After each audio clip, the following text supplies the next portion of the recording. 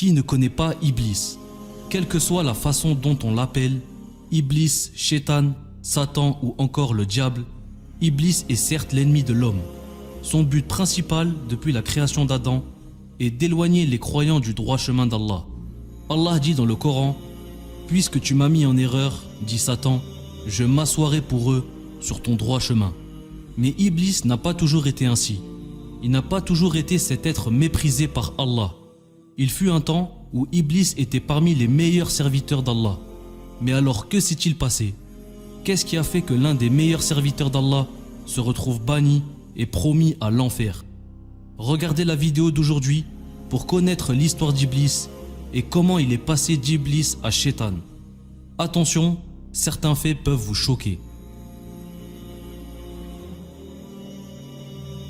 La haine que porte Iblis pour les humains date de la création d'Adam, alayhi salam, même bien avant. Car comme vous le savez, quand Allah a créé l'homme, les djinns existaient déjà depuis des siècles. En effet, la création des djinns remonte à plusieurs milliers d'années, avant qu'Allah crée l'homme. Les djinns existaient alors à l'époque, tout comme ils existent aujourd'hui.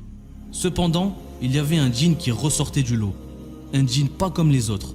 Il était très pieux, très vertueux. Il était si pieux qu'Allah a décidé de l'élever à venir vivre avec les anges et prier Allah. C'était un énorme privilège pour lui, car c'était le seul djinn parmi les anges. Qui était ce démon? C'était Iblis. Et donc pendant des milliers et des milliers d'années, Iblis continuait à prier et à adorer Allah avec les anges, jusqu'au jour où tout a changé. Le jour où Allah créa le corps d'Adam. Quand Allah informa les anges de cette création, ils n'en voyaient pas l'intérêt, car les anges priaient déjà Allah jour comme nuit sans cesse.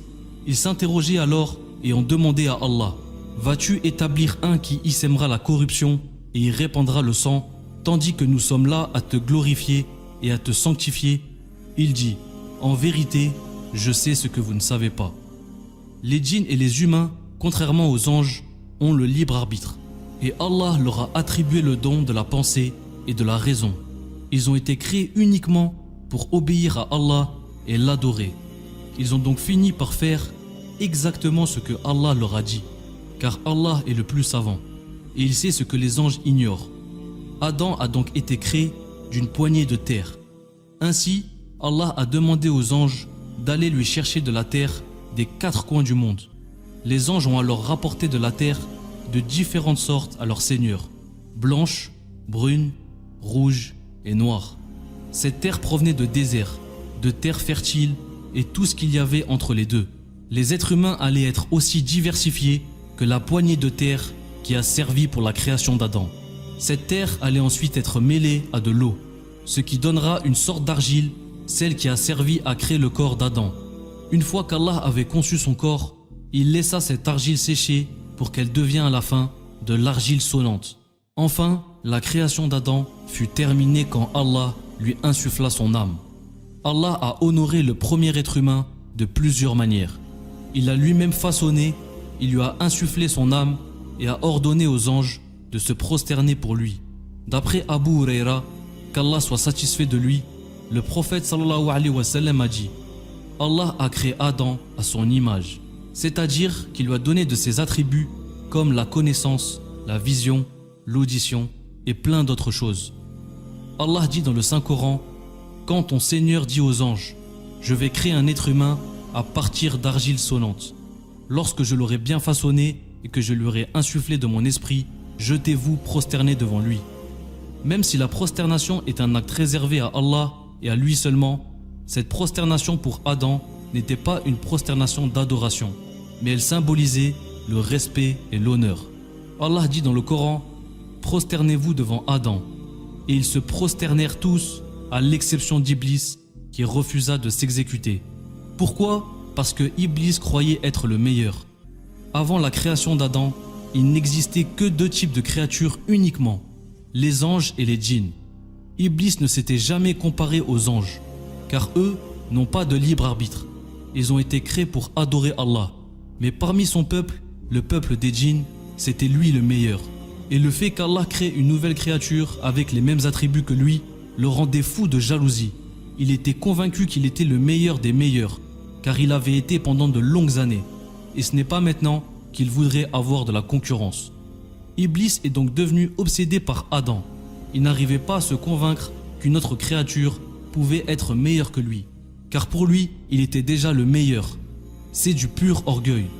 Alors quand Allah a ordonné aux anges de se prosterner pour Adam, ils se sont immédiatement exécutés. Imaginez mes frères et sœurs, imaginez cette magnifique scène. Nous savons des anges que ce sont de magnifiques créatures, d'une beauté que notre cerveau ne peut pas concevoir. Nous savons aussi que les anges sont grands, très grands. Notre prophète nous a décrit Djibril, alayhi salam, à travers ce hadith. J'ai vu Djibril, l'ange Gabriel, à côté du lotus de la limite, et il avait 600 ailes. Il a dit: j'ai questionné Hassim au sujet des ailes, mais il a refusé de m'informer. Alors, certains de ses compagnons m'ont dit: certes, les ailes recouvrent la distance entre l'Orient et l'Occident.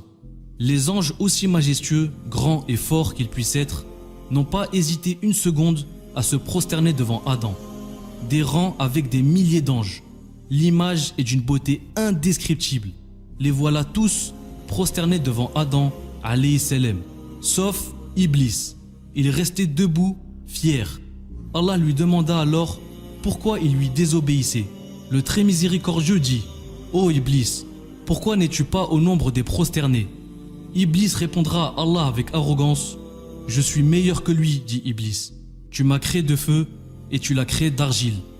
En fait, Iblis était convaincu qu'il valait mieux qu'Adam. Pour lui, il n'y avait même pas à comparer. Il était créé de feu, il était supérieur. Pour lui, la question ne se posait même pas. Allah dit, à l'exception d'Iblis qui s'enfla d'orgueil et fut du nombre des infidèles. C'est la première désobéissance à Allah de tous les temps. Et cette désobéissance est causée par l'orgueil. L'orgueil d'Iblis a fait qu'il soit banni à jamais par Allah. L'orgueil a fait d'Iblis le djinn dévoué à l'adoration d'Allah, le djinn qui avait dignement mérité sa place parmi les anges.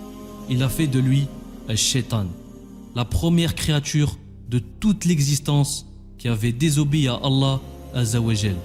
Allah lui dit alors: sors d'ici, te voilà banni, et sur toi sera ma malédiction jusqu'au jour de la rétribution. Cette histoire nous apprend deux grandes leçons. La première est que l'orgueil et la jalousie sont deux grands péchés, à cause des conséquences qu'ils peuvent avoir. Allah est juste et nous a créés tous égaux. Selon Abu Huraira, qu'Allah soit satisfait de lui, le messager d'Allah a dit: Allah ne regarde pas vos apparences et vos biens, mais il regarde vos cœurs et vos actes. La deuxième grande leçon que cette histoire nous apprend, et ceci est très important, c'est que pour un seul péché, Iblis a été banni à jamais et promis à l'enfer. Un seul péché.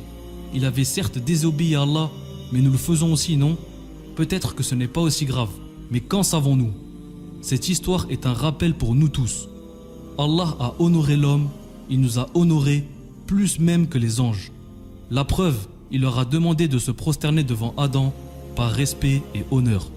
Et nous, aujourd'hui, nous lui désobéissons. Allah est bon et pardonneur, et nous pardonnera à tous si on est prêt à faire un bon repentir. Qu'Allah nous accorde sa miséricorde et son pardon, et qu'il nous guide toujours vers le droit chemin. Et Allah est le plus savant. Que la paix soit sur vous et vos familles. Wassalamu alaikum.